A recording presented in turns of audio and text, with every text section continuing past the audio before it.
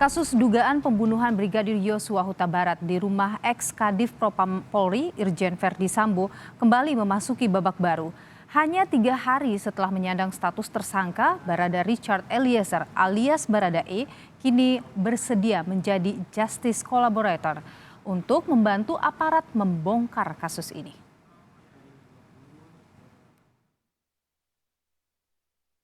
Hanya 3 hari sejak Barada Eliezer alias Barada E ditetapkan sebagai tersangka pembunuh Brigadir Yosua, kuasa hukumnya Andreas Nahot Silitonga tiba-tiba mengundurkan diri tanpa alasan yang jelas. Surat pengunduran diri itu disampaikan ke Bareskrim Polri pada Sabtu siang, tetapi belum diterima karena hari libur. Penasehat hukum Richard, yang dikenal dengan Barada E, pada hari ini datang ke Bareskrim untuk menyampaikan pengunduran diri kami sebagai penasehat hukum Barada E. Mengenai alasan-alasan pengunduran diri kami, itu sudah kami sampaikan di dalam surat kami kepada Kabareskrim, dan kami juga tidak akan membuka kepada publik pada saat ini apa sebenarnya alasan kami untuk mengundurkan diri, karena kami sangat menghargai hak-hak hukum dari setiap pihak yang terlibat di dalam perkara ini. Entah apa yang menjadi alasan pergantian kuasa hukum ini, namun hanya dalam hitungan jam, Barada Eliezer sudah memiliki kuasa hukum pengganti yang ditunjuk Bareskrim Polri. Selama 8 jam berdiskusi dengan Barada Eliezer, kuasa hukumnya yang baru bilang, kliennya akhirnya bersedia menjadi justice collaborator atau pihak yang membantu penegak hukum membongkar kasus ini, termasuk mengungkap dugaan pelaku lain dalam kematian Brigadir Yosua. Perlindungan terhadap Barada Eliezer lewat Lembaga Perlindungan Saksi dan Korban LPSK juga akan kembali diupayakan pekan depan. Setelah kami dapatkan data-data tersebut, kami akan membawa atau mengajak Barada E ini ke wilayah Lembaga Perlindungan Saksi LPSK. Jadi karena penting sekali karena ini merupakan saksi kunci dan mungkin juga Barada E siap menjadi justice collaborator. Kalau ada jungto turut serta berarti ada pelaku lain. Tentunya ada pelaku lain yang nanti bakal terungkap. Tentunya ada. Berarti kalau dari keterangan ini ada informasi terbaru bukan hanya Barada Eliezer saja satu-satunya yang menjadi pelaku penembakan, betul Pak?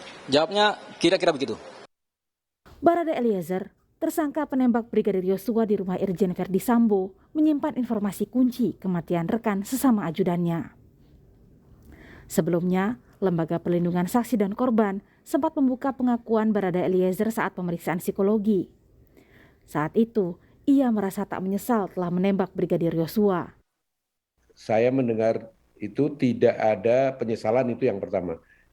Yang kedua, keterangannya hampir konsisten dengan keterangan-keterangan yang sudah diberikan yang bersangkutan di berbagai pemeriksaan maupun yang sudah banyak dilaporkan oleh media massa. Psikolog forensik Reza Indragiri menilai, pengakuan Barada Eliezer bukanlah hal yang utama dalam mengungkap kasus ini, karena dari setiap pengakuan yang disampaikan belum tentu merupakan kebenaran.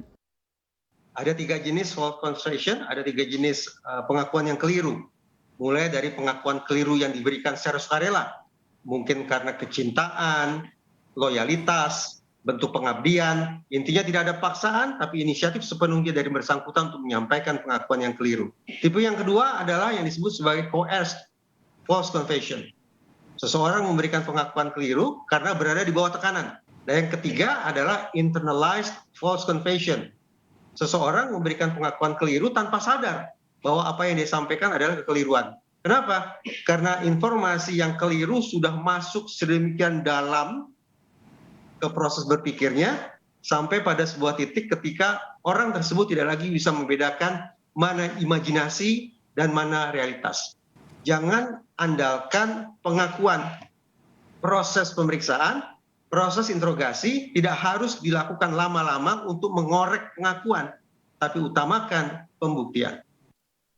Rekaman CCTV yang dirusak menjadi salah satu kunci utama dalam mengungkap kebenaran di balik kematian Brigadir Yosua di rumah dinas mantan Kadif Propam Polri, Irjen Verdi Sambo ini. Tim Liputan, Kompas TV.